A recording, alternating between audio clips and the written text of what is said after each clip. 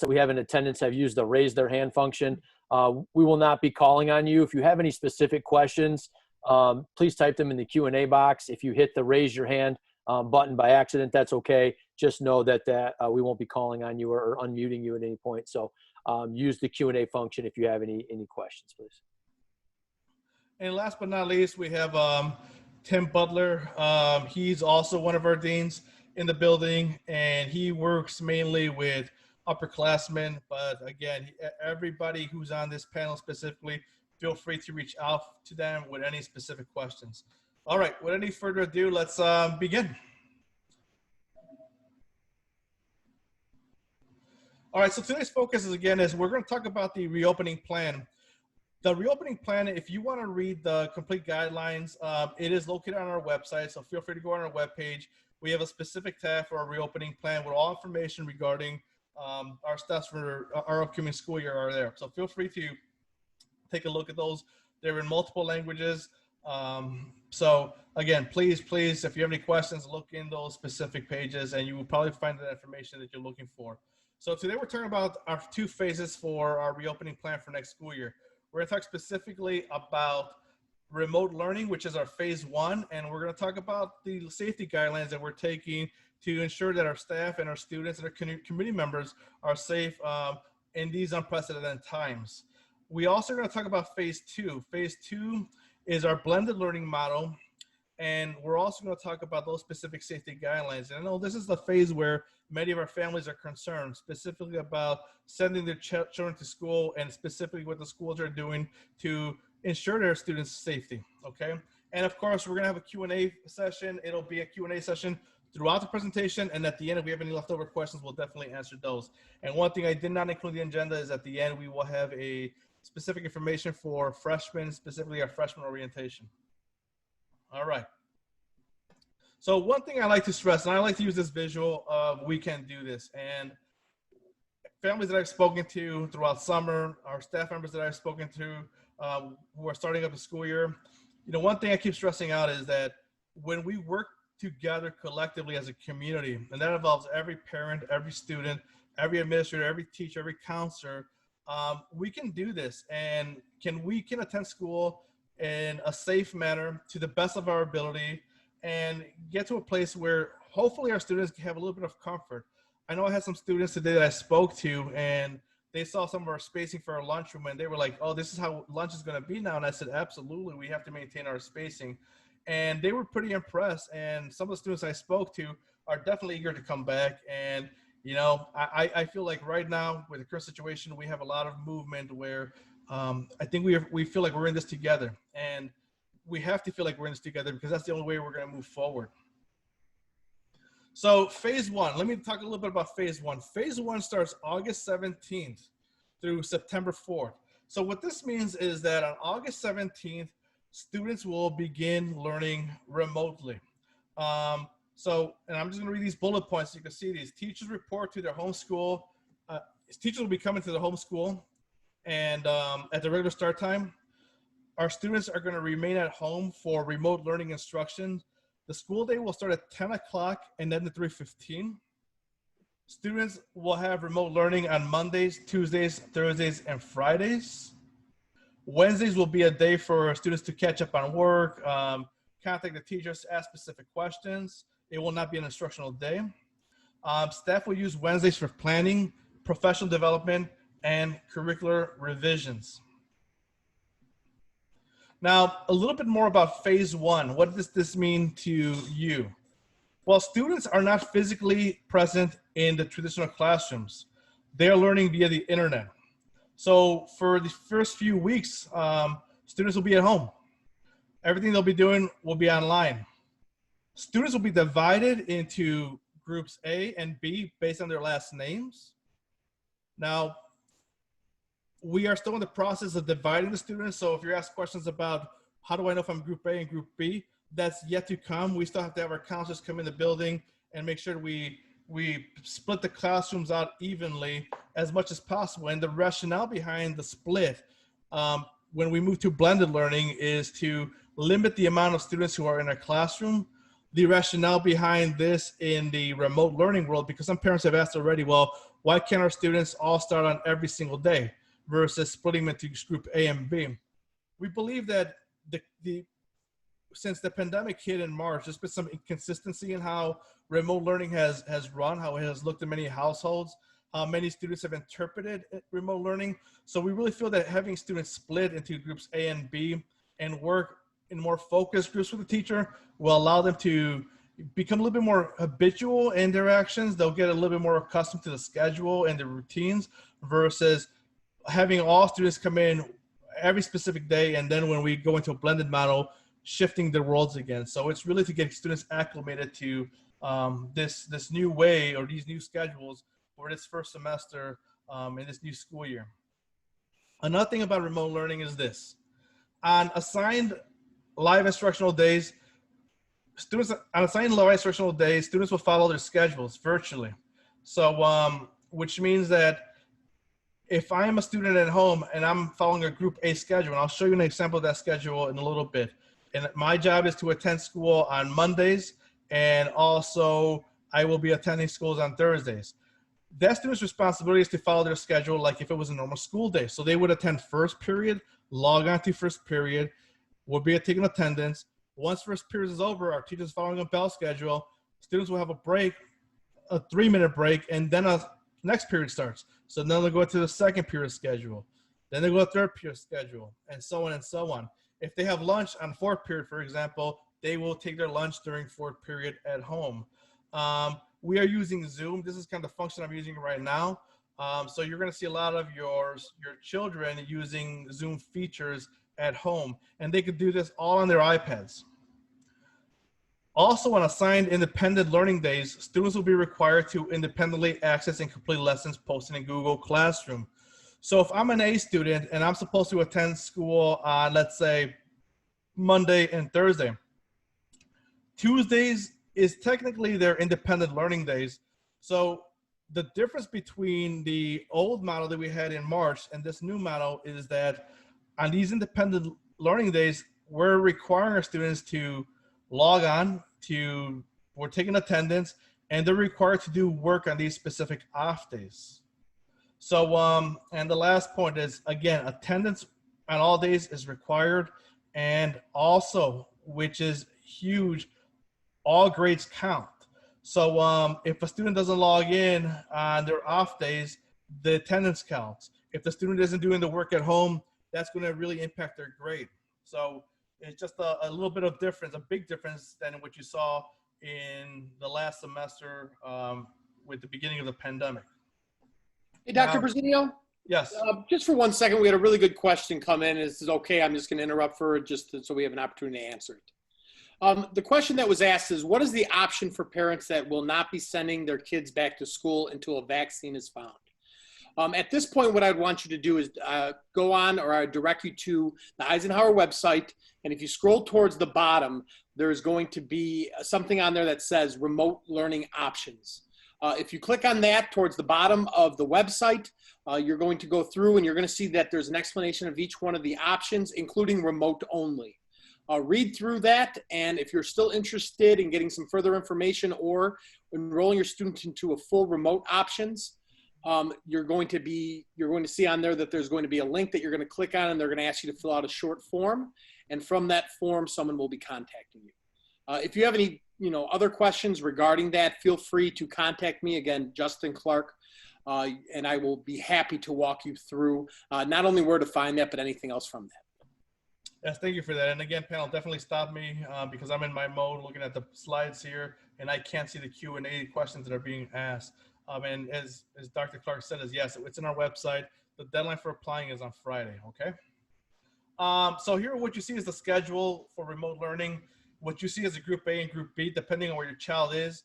A group A, for example, would follow this schedule. On Monday, they would go to live instruction during Zoom, follow every classroom. Every classroom would be Zoom. Tuesday, they would have independent learning. They would do it through the Google Classroom. Wednesday would be independent learning, Google Classroom. Thursday, they come back live on Zoom, get instruction live, synchronized. And Friday, they would go back to independent learning. So when you see that specific model, they have 2 days of of live instructions, which we call synchronized learning, where they're watching the Zoom, interacting with the teacher in a live format. And again, this information is on our website. Here's a sample of our schedule. This is something that's different from our previous year. We have a modified schedule, and again, the time here is built again for us to assist our students. In the morning, we have time to assist students on Wednesdays, time for teachers to collaborate and work and plan and really ensure that the instruction that we're providing our students via a remote format is exceptional. So what you see the difference is that the days have been changed. The start time for students is 10 o'clock, and you see that our periods have been shortened to about 37 minutes. So every day is definitely critical for our students. We've reduced the periods to 3 minutes. The rationale behind that is that if students are at home, 3 minutes is really enough time for them to go ahead and stop by the washroom, get a drink, which will be fine. When we go to a blended model, 3 minutes will also be enough because we're going to have half the students in the building. So our hallways will not be crowded. And also we want to make sure that our students get to class and don't loiter in the hallways. So that's part of the rationale for those 3 minutes in between. So, Dr. Brazilio, I'm sorry for interrupting. A good question is here that I'm assuming a lot of parents would potentially have. Will the Zoom links for the classes be emailed? What you're going to actually be emailed starting next week is specifically Google Classroom codes. And more information will be going out regarding actually how to download a Google Classroom and some information pertaining to that. But within each one of the Google Classrooms, the teachers that your students will be having will actually have the Zoom links in there. So more importantly, for looking for the Zoom links, you're actually looking for the Google Classroom codes. So I would say from here on out up until the start of school, I'd be checking the email that you have on file for our school regularly, because once that information starts coming out, there's gonna be a lot of important information, including these Google Classroom codes, which will hold the Zoom links. thank you. So, consideration for our special education and 504 students. Remote learning will take place for the first 3 weeks for all students, including those with IEPs and 504. After Labor Day, if we move into a blended learning model, our IEP students in the BUILD program, ATP, Foundations, MID, multi-needs, will be attending in-person learning Monday through Thursday, Monday, Tuesday, Wednesday, and Thursday. So it'll be a little bit of a different format for our students. And those classes specifically are smaller classrooms, so we definitely feel comfortable that we can space out our students. Teletherapy will be implemented for related services as much as possible. Some of our families are already taking advantage of this feature. All IEPs and 504 meetings will be conducted remotely to the greatest extent possible. And again, this is to limit visitors in the building. And if we could conduct these meetings via this format, that would be helpful for all of our community. So here are some common questions that we've been receiving regarding phase 1. Again, phase 1 is the remote portion of learning. Student attendance is required at all time. So every day students must check in. If they are doing the live Zoom, they must be on class on time. I know it's gonna be a little bit awkward for students, but first period, second period, third period, they just have to understand the same format. They have to be in class on time because with a limited schedule, teachers are going to be starting on time. There's not going to be much time to waste. So we really have to make sure we maximize learning for all. Again, daily bells will be followed. I just said that. All grades will count. I mean, we need to emphasize that again for many of our students. I think what happened at the end, and I get the severity of the situation, is many students are really, you know, and I don't know if depressed is the word, but they were really taken aback by the virus and the shutdown of school, and many students stopped doing work and logging on, and it was almost like, not that they didn't care, but they didn't see the reason to continue doing that specific work. And then when many students found out that their grades were not going to be impacted, I think that led to a little bit of it also. But this time around, grades are going to count. Students will fail if they don't do the work. So please reiterate that at home. And also, I have to note that's something that has been asked a ton.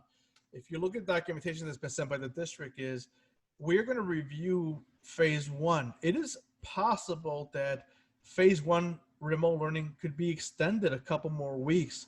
And how is that decision made? People have asked. Well, I could tell you that our superintendent has been working with the South Suburban Conference, been working with the Cook County Department of Health, and these decisions are not taken lightly, and they're made in conjunction with multiple organizations. So when we're getting the light that we can go ahead in a blended learning model, it'll be because the conditions merit that is possible. But we also know that comes with a caveat. It is possible as long as we follow the CDC guidelines. And one thing I can tell you is that we are going to follow the specific guidelines. We are going to expect our staff, and we're going to expect our community members and all of our students to follow those specific guidelines.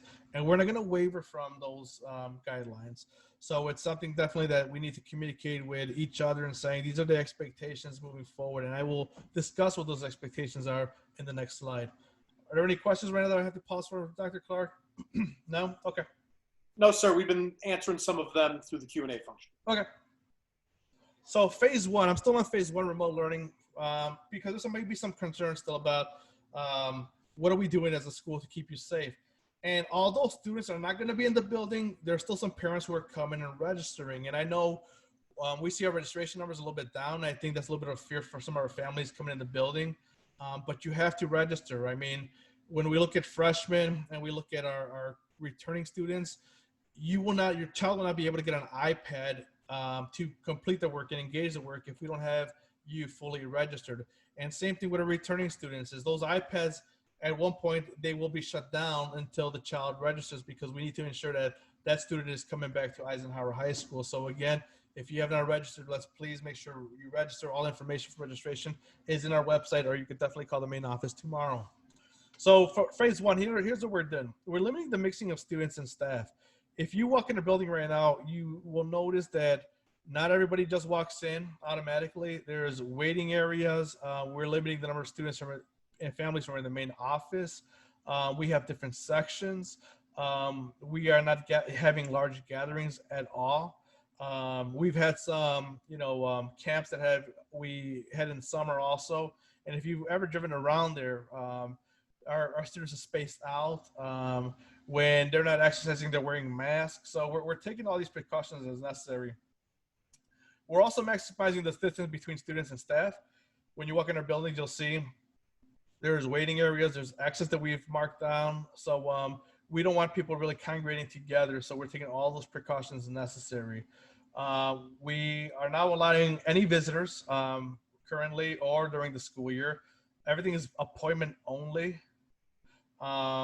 We have a system that's set in place for our own staff where they are self-reporting. This self-certification format where they have to identify if they have any symptoms specific to COVID. We have quarantine times that we're enforcing, even with our staff members who, for example, went out to see a parent in Florida. Well, we're following the specific guidelines and telling our staff members they can't come in the building until they've provided enough quarantine time, they've had the specific testing, and they've self-certified. You see an increase of sanitation and disinfecting after our families come in the building to register. We're wiping down those counters. We're doing our best possible to keep that spaces. Offices are clean daily. So we just want to make sure that there's nothing transmitted. You'll see all our staff in masks, and you'll see that even before any visitor comes in, any of our families comes in, you have to wear a mask. If you don't have a wet mask, you are not going to be allowed in the building. It's one of the expectations we have. It's one of the guidelines that CDC has put out there. So you will see everybody with a mask when you walk in. For our students, if they forget a mask, to say one day, we're going to have a disposable one available for them. If they keep forgetting those specific masks, then we're going to have a conversation with our families, because that's going to be one of those major requirements. It's at this point, I would say it's the equivalent of wearing pants. I mean, you can't leave home without pants. You can't leave home without a mask at this point. So it'd be the same thing. You also see a lot of modified spaces currently in our building. And like I said, that student I talked about earlier, he came in the cafeteria and says, wow, this is how it's going to look. Absolutely. So we're modifying spaces, taking anything that doesn't belong in there. We could take it out. We have to spread students out as much as possible to maintain those 6 feet apart. And giving us a split schedule is going to allow us to split students, space students 6 feet apart. No, there's no doubt about that. We also have increased our outside air ventilation from our HVAC system. And the beautiful thing about Eisenhower High School, for those of you who are familiar with the building and or have just driven by it, is we do have many of our classrooms that are equipped with windows. So our staff is being instructed to definitely keep those windows open, keep definitely the air circulated. And we think with these precautions, those will definitely help keep our students and staff safe. So in terms of safety continued here, here's what we've expressed to our staff, kind of the expectations. All staff, students, and visitors will be required to wear face masks at all times when the school building, with the exception of if you're in the lunchroom eating and drinking. But once you're done eating and drinking, we are going to make sure that you have a mask on. Even those cafeterias, because that's a question that's been asked is, well, how are we going to put all those kids in the cafeteria? We're not. We are going to have separate eating areas where we split up those specific groups. So we can't have these large groups all in one space. So we're going to maximize our courtyards. We're going to use our performing arts center. We're going to use everything at our disposal to really spread our kids out with the lunchroom. Self-certification, we keep telling the staff, is critical. And I know this is probably the hardest thing for families to do. If I have an allergy, what do I do? Is I know I have allergies. Do I stay home? We're saying that if you have any of the symptoms from the CDC, the expectation is that you stay home. And this is kind of odd because for many of us, we've been taught differently. Like you just have the sniffles, go to school. We're talking differently now, saying if you have the sniffles, stay at home. Travel restrictions apply to everybody. If you've gone to hotspots that Illinois has identified as hotspots, you must quarantine for 14 days. And again, this is only going to be successful if we all see it as a responsibility. And this includes our parents speaking to our children about the importance of wearing the mask all day long, the importance of not loitering in the hallways. So this is definitely going to work if we are all in this together. Any questions at this point, Dr. Clark, did you see? No? Dr. Zinio, we've been answering them pretty much through the Q&A function. All right. So now we go to phase 2. Phase 2 is where a lot of our families have concerns. Phase 2 is technically supposed to start on September 8th, but I say that because that is yet to be determined. We have September 8th as the day we want to come back to a blended learning model.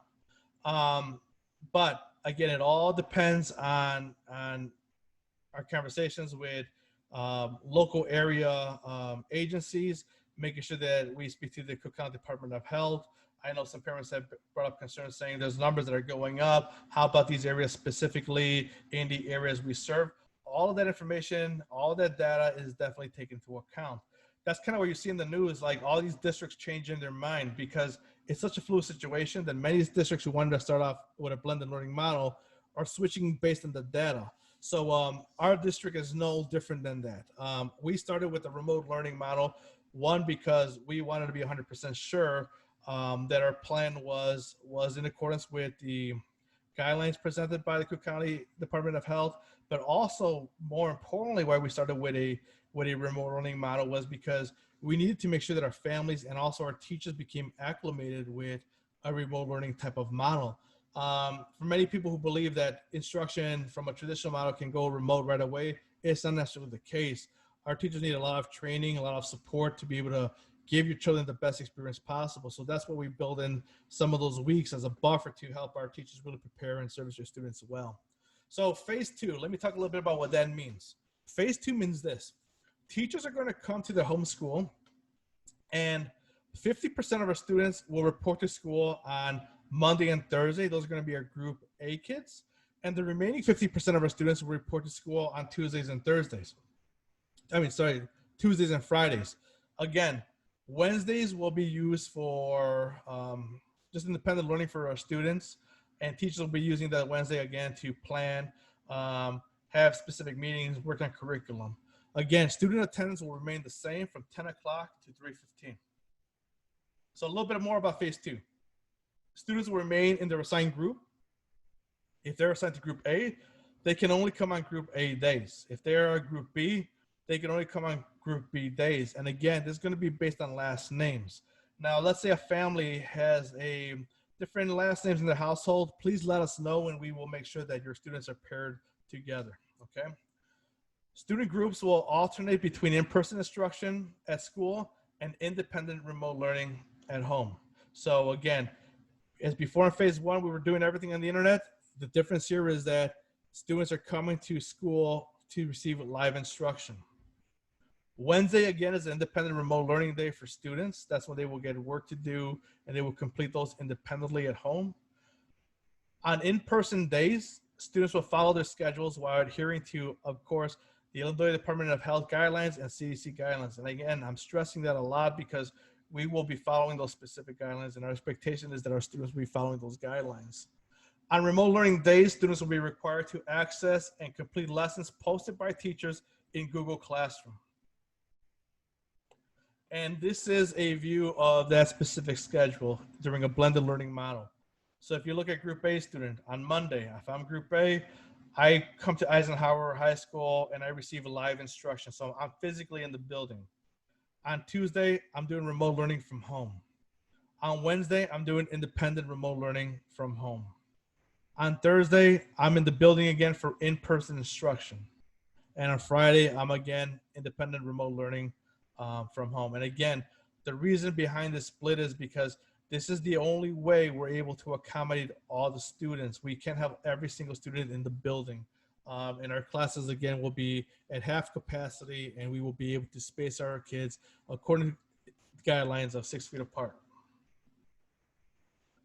Phase two, safety. This is what we get a lot of emails about, safety. Well, what I could tell you is that we are definitely cleaning and disinfecting throughout the day. We focus on specific common areas. Our maintenance department does, restrooms, the lunchrooms, the doors, any of those common areas where individuals touch, those are focused on. Classrooms are clean. We will also have availability for our students. We will have wipes available, and if the wipes ran out, we have these disinfectant sprays, paper towels, where students can use to clean those specific desks.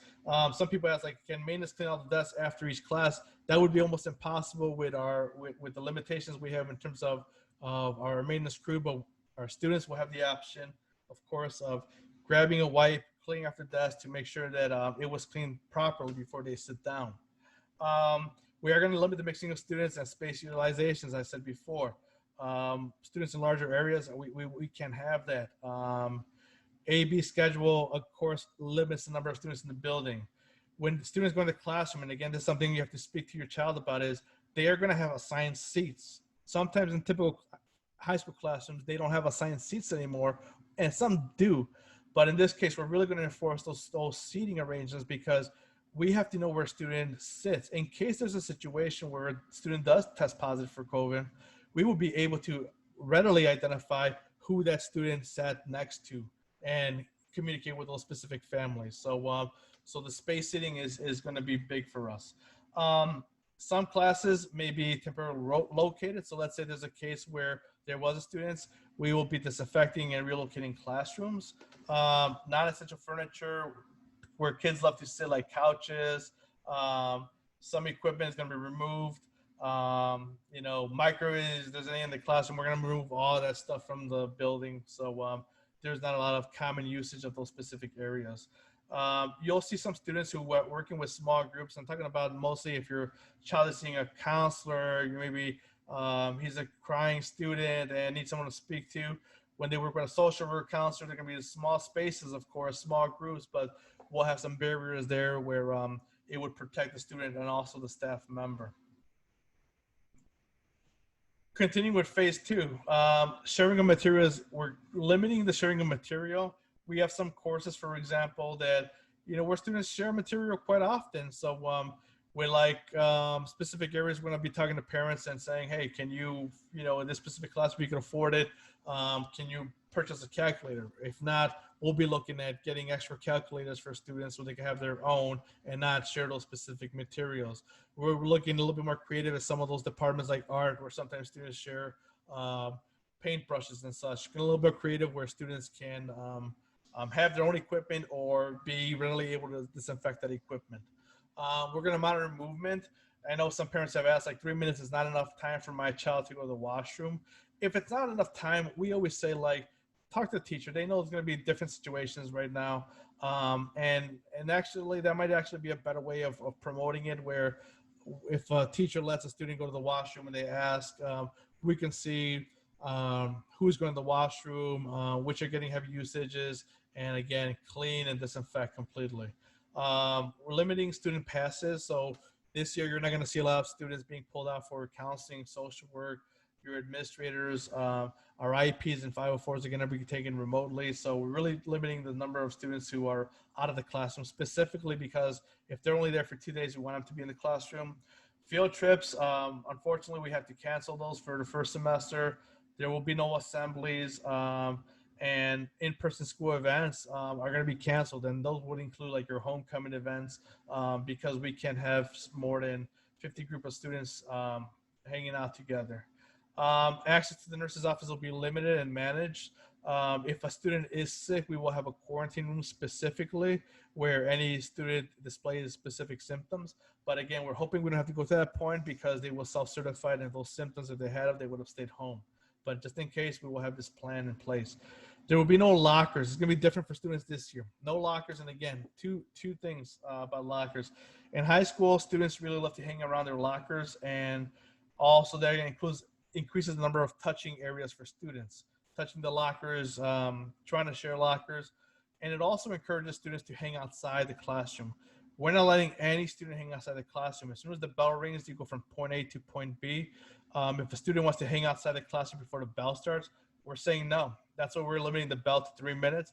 We want a student going from one classroom to the next classroom, and no one hanging out in the hallways, because the hallways is where the bell rings, everybody comes out. So we have to be able to go to your spaces quickly to, of course, keep ourselves safe.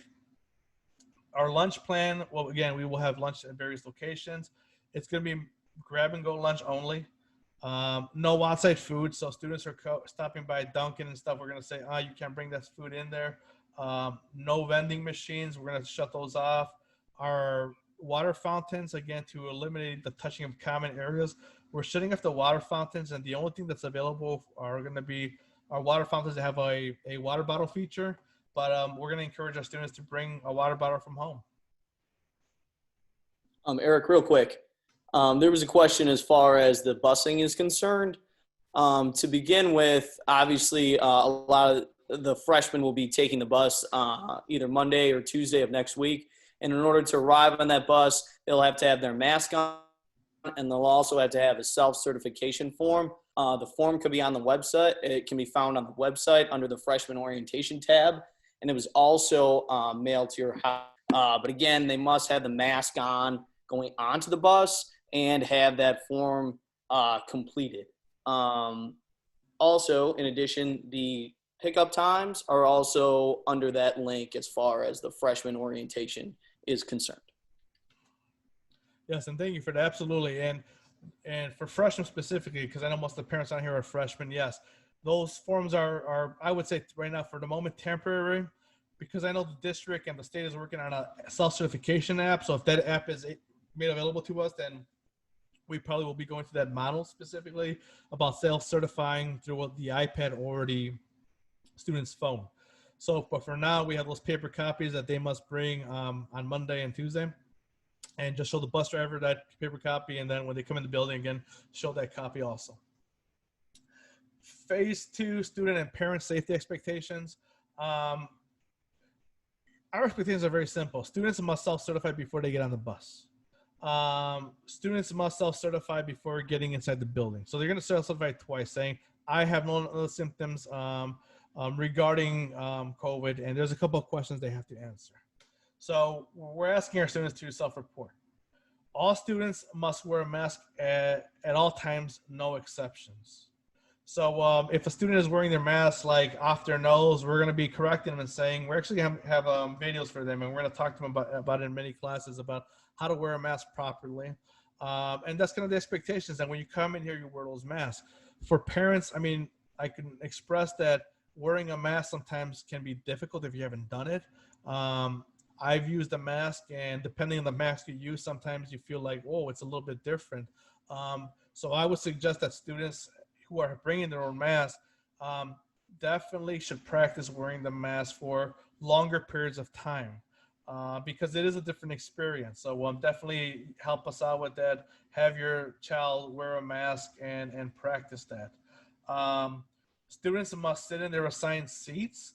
We're asking them to say assigned seats, classroom, lunchroom. So please communicate with them, saying it's not because we're treating them like little kids. This is for the safety of all our students in our community. If students are sick, they must stay at home. It doesn't matter if your student is an A student that doesn't want to miss a day because there's an important review that day, or they're going to take a test that day. Please communicate that they have to stay at home. It's different times right now, and I would say at this point, anything we valued before in terms of attendance was huge back then. Perfect attendance.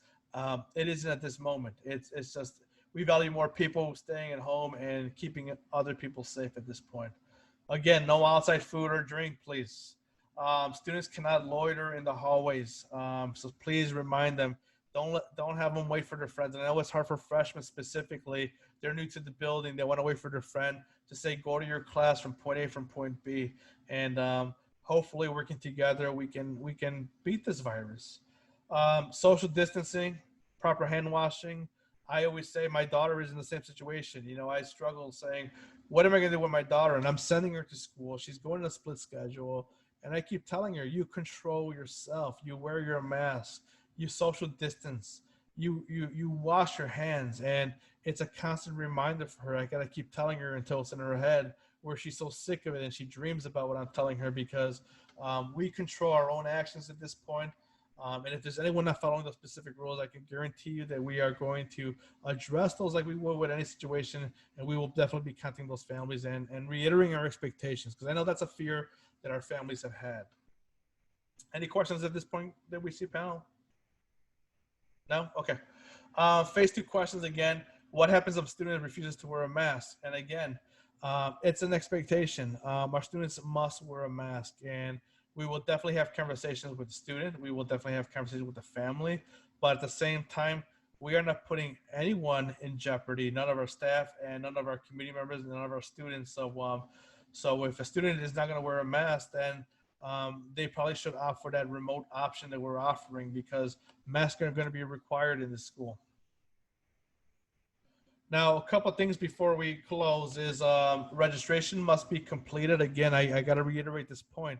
If you are not registered, your student cannot attend the freshman orientation days.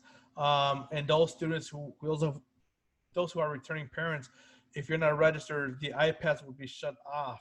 So that means that you will be unable to access any instruction if the child is not registered. Full-time remote learning deadline is August 7th. Dr. Clark talked about this. If you're looking at that option, the last day is August 7th, and that information is on our website. And at this point, I'm going to turn it over to Mr. Hernan to talk a little bit about freshman students. Hi, Dr. Bersenio and everyone available. Yes, I am Mr. Hernan. I am the freshman dean this year, and I welcome the opportunity to talk to all of you about the day that's coming up for your student, either August 10th or August 11th. So as you can see the screen on the board, our freshman orientation is going to be broken down via Alpha Slice. But first and foremost, our objective for that day is a couple things. One, we're going to welcome the students with a distribution of their iPads. Along with that distribution, the students would also be given some instruction on how to properly work or let the iPad work for them as far as their remote needs are concerned. Specifically, we're going over Zoom, Classroom, and some Skyward functions. Skyward is how we keep track of our grades and attendance. Next, we're also going to outline, myself specifically, outline the student expectations for students during remote learning. So it's kind of a very vital day for your student to be there. So with that said, as you can see on the screen, that is the breakdown of when your student should be arriving. A to D is from 9 to 10:55. E to L is from 1 to 2:55, and that's on Monday, August 10th, followed by M through R from 9 to 10:55 on Tuesday, August 11th. And then finally S through Z from 1 to 2:55 on Tuesday, August 11th. If your student is walking or being dropped off, please drop them off at the main entrance, which is N1. And also, when they arrive, they will be providing their self-certification form, and there will be temperature checks along the way. And as we kind of reiterated, please have them wear their mask. And we're also going to do some social distancing in order to follow the guidelines kind of laid out with that. Couple other things, just real quick reminders, is this day is for students only. So parents, you could stay home or just drop your student off. Again, students only. As Dr. Persenio said a couple times, you must be registered in order to participate in this day as well as receive your iPad. So if you have not registered yet, please contact the main office tomorrow to do that as quickly as possible. As I kind of reiterated earlier, the bus, the pickup times, as well as the specific locations for the bus is on the freshman orientation tab on the homepage of the website. And like we said, you got to wear your mask and have your self-certification form.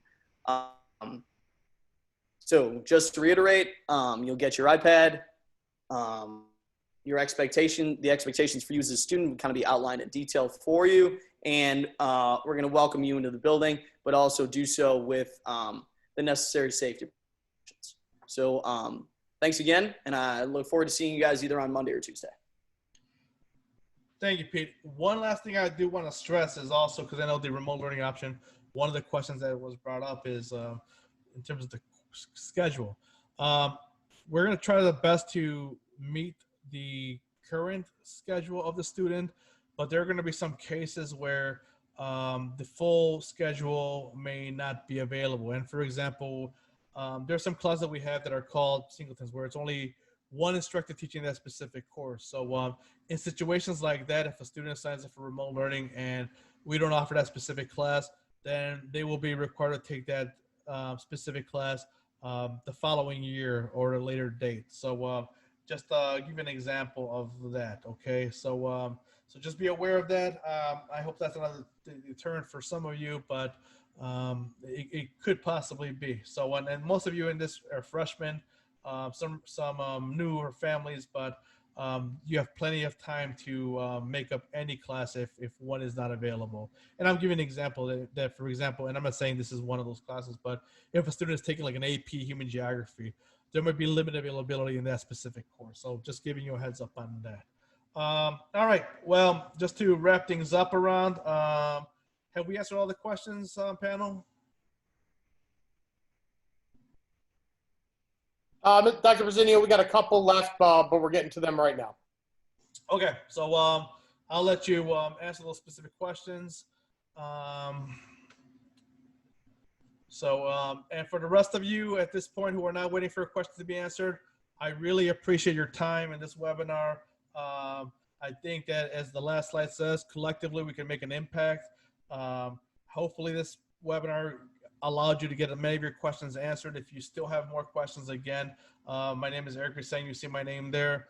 My information can be found on the website. Please email me specifically any question that I did not answer, and we will definitely call you back, respond via email, and make sure you get all the information you need before you send your children here to school. So, so again, thank you. Thank you, everybody.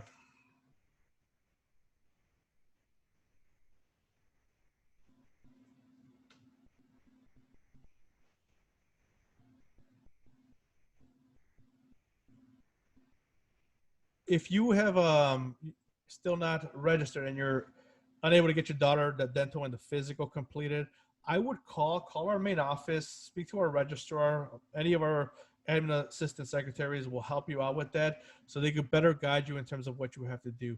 You may be able to upload some information and get the process started, which would be a lot easier than waiting till you have everything also. Okay.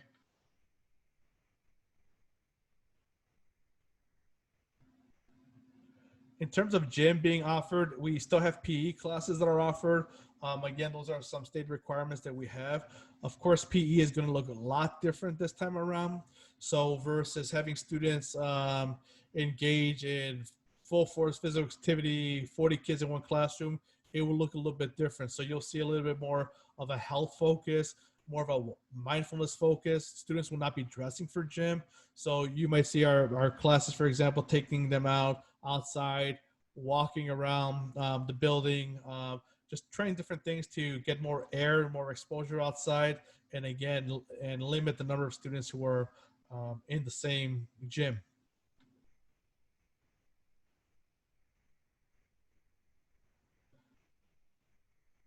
As far as the option to do full remote learning was not indicating on the school webpage, just the first semester. Currently, the plan is just for the first semester. And again, this is simply because everything is fluid. So we're taking things in, step at a time. If it's possible that, this extends further, then there would be a second semester of remote learning added. And it's almost guaranteed that those people who are in that first semester would be in that second semester of remote learning. The first semester ends basically at the end of December. So our start of school year starts on August 17th, and the last day of student attendance is somewhere around December 20. I don't have my calendar in front of me, but that's when the first semester ends. It's still, we haven't discussed whether finals are going to be held this specific year. I know last year there was no finals available for students, and they may be the case this year around also. But technically the semester ends at the end of December.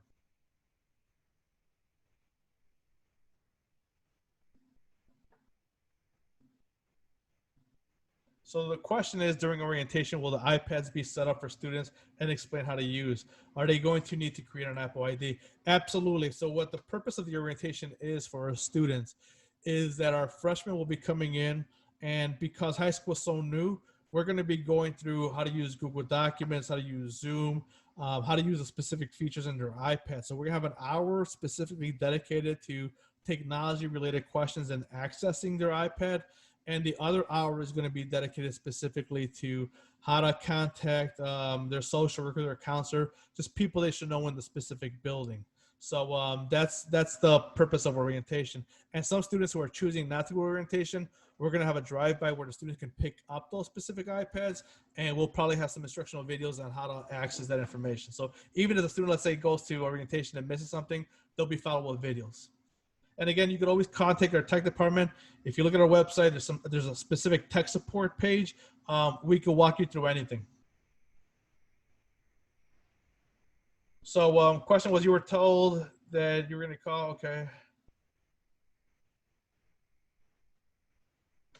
Yeah, if you have a specific question, you can email me tomorrow regarding registration, and I'll definitely contact you back tomorrow, okay?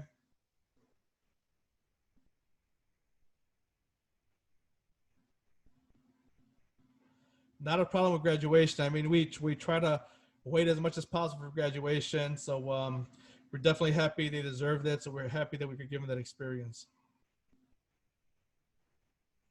Extracurricular activities and sports. Again, we're completely waiting on the permanent health. And Kelly, you could probably talk a little bit more about sports, how that looks. Yep. Hi, everybody. Right now, like I said earlier in one of the questions, the IHSA has released a calendar that would allow for all sports. However, right now, I'm sorry, that's my dog. However, right now, the South Suburban Conference is working together to figure out what our plan will be for extracurricular activities and athletics. So at this time, things are on hold, but there will be more information to come in the next week or two.